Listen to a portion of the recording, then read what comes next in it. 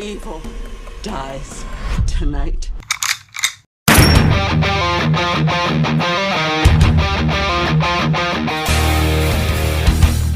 Hello, my friends. My name is Stevie Cade, and welcome to Film Trigger. That's right. I'm actually doing a review for the first time in forever. Why? Because, I don't know, I do live streams now. I kind of forgot how to review. I kind of have forgotten how to do the review thing. Do I tell you how to, hit the subscribe button and all that stuff? You know what? Let's change it up. Don't hit that subscribe button. Don't hit the bell notification thing. Don't even watch this video. Just turn it off and run away. That should work. All right, but for real though, Halloween Kills just came out, and I went and saw it opening night.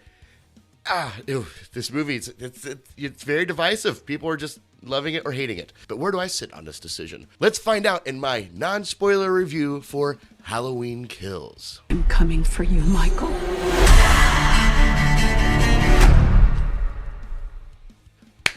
All right, let's talk about what I actually like about this movie, because there's quite a bit I like about it. And out of the gate, it's going to be Michael Myers. Michael Myers is a fucking badass in this movie. He's a brutal freaking killer. And they are brutal and intense. I really enjoyed that aspect of this movie because it kind of carried a lot of the movie, to be honest with you. More so in its pacing, and I'll talk about the pacing of the movie in its entirety a little later. But for right now, the kills actually saved the pacing in this movie. There's consistent kills throughout the entire thing, so it helped out with the slower parts. Okay, what's the storyline here? And then, okay, murder. Okay, I'm back on board.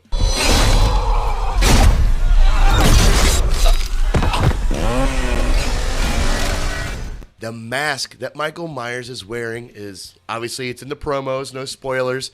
It's half burnt, got a little Two-Face action going on here. It shows some distress and an evolution to the character. He's not going to be the same, and you can see that visually with his mask.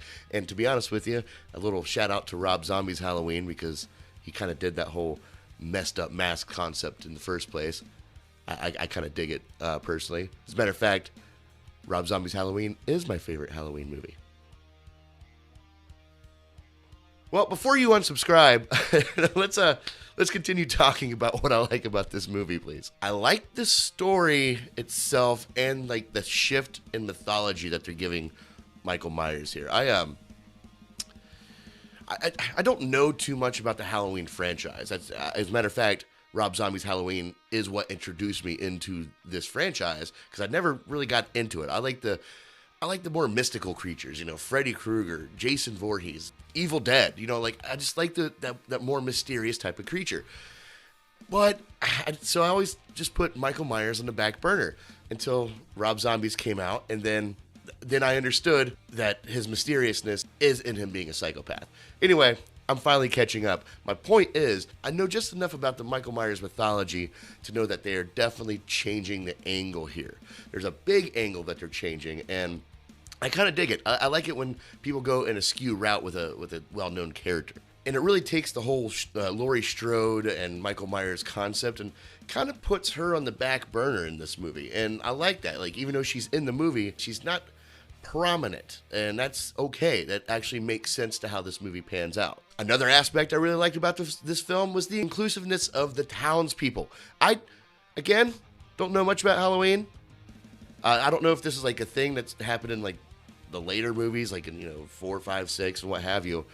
But I just like how the people came together in a mob mentality. Well, I kind of like it. We'll talk more about that here in a minute. It pretty much illustrates that the town itself has been haunted by Michael Myers for the past, whatever years. As a matter of fact, they say that quite often. But good to see that visual representation for the rest of the town and not just Laurie Strode. And I also liked humor. Yeah, there's a decent amount of humor in this movie. Did not expect that. The whole theater kind of giggled quite a few times, and it was pleasant. I like it when horror movies can do that. Can take you out of the moment and give you a ha moment. Does that make sense? I'm going to stop talking. Moving right along with what I'm on the fence about when it comes to this movie. This seamless additional footage of what happened in 1978.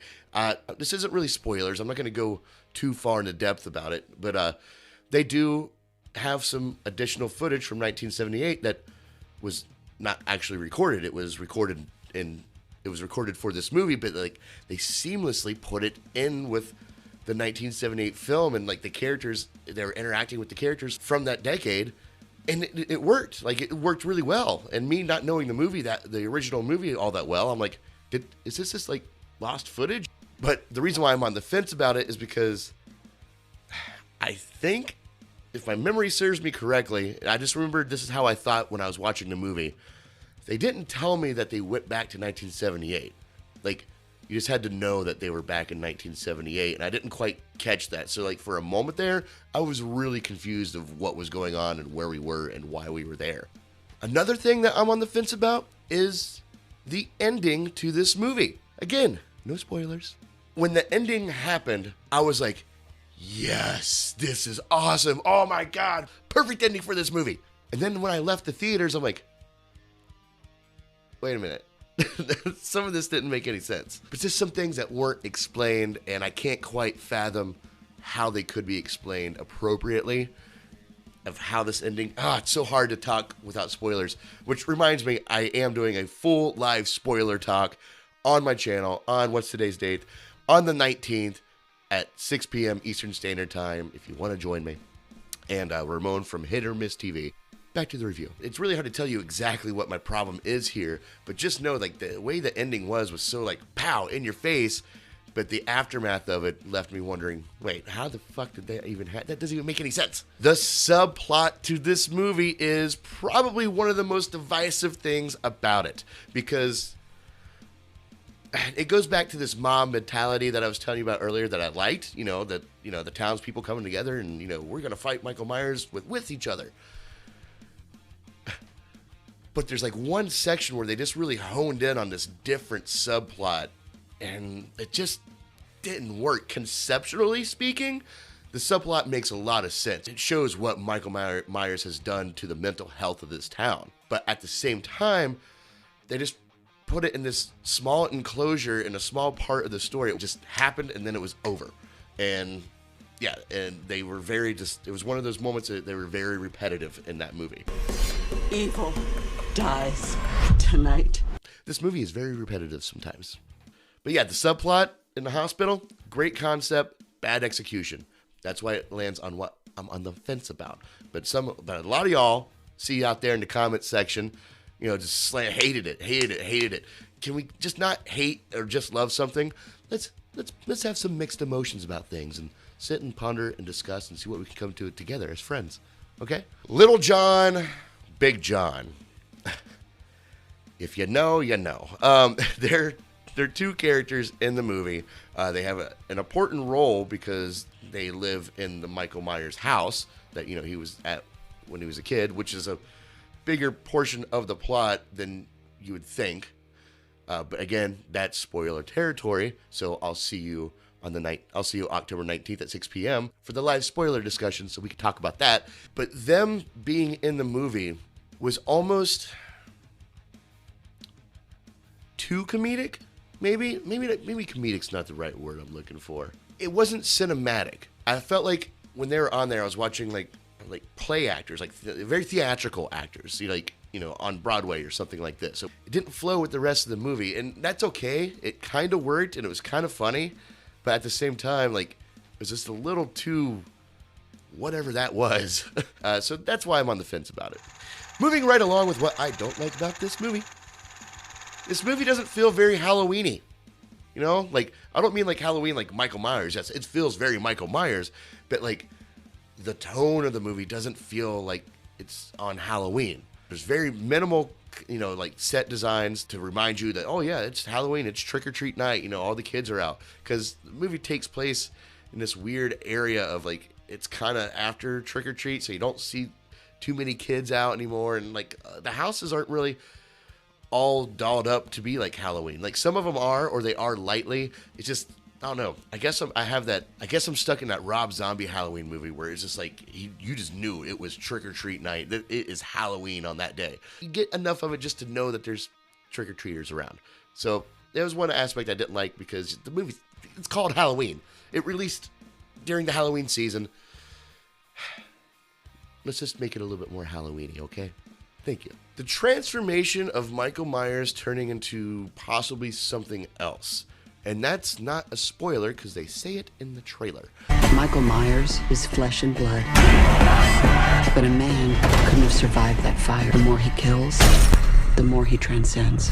I know when Laurie Strode says that line, she probably doesn't mean it so literal, but they kind of play it off as a literal thing in this film. And it doesn't make sense to me because Michael Myers is a psychopath.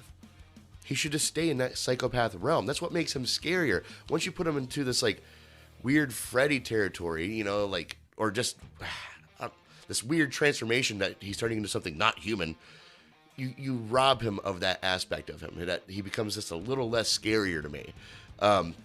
Because Michael Myers, as of now, can exist next door. He could be the creep staring at me through his window right now. Somebody in there? That's why he's terrifying. But don't get me wrong, Freddy makes perfect sense as Freddy. He's that demon character that comes and hunts you in your dreams. You got Jason Voorhees, he's like a zombie type of thing. It makes sense why they disappear and like come back. Michael Myers, on the other hand, he's a human.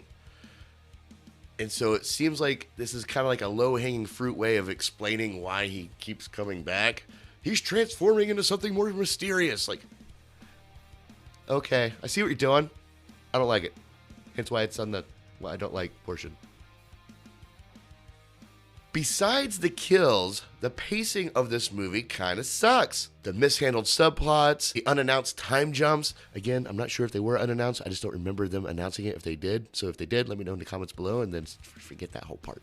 And really the unknown timeline kind of bugged me because this movie takes place like right after the 2018. Like it's just like it's almost just one movie, like they were shot together.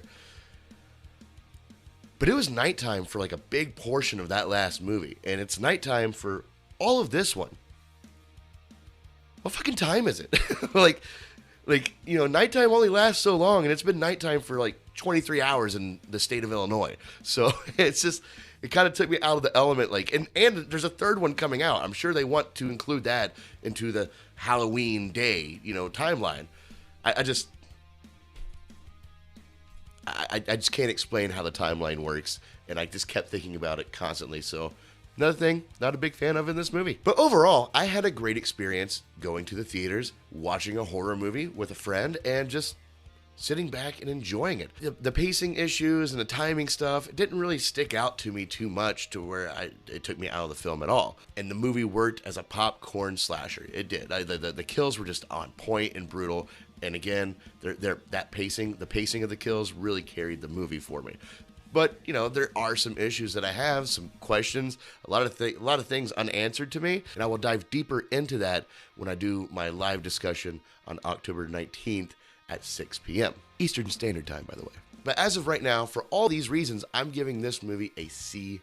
Well, it was pretty good. Well, it wasn't bad. Well, there were parts of it that weren't very good, though. It could have been a lot better. All right, there you have it, guys. My non-spoiler review for Halloween Kills. Almost forgot to say the last part there.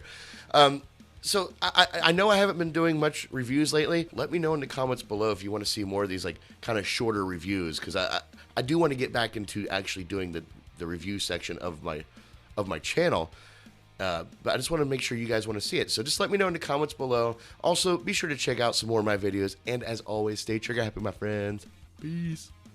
If you track Michael's victims, that's a straight line to Michael's childhood home.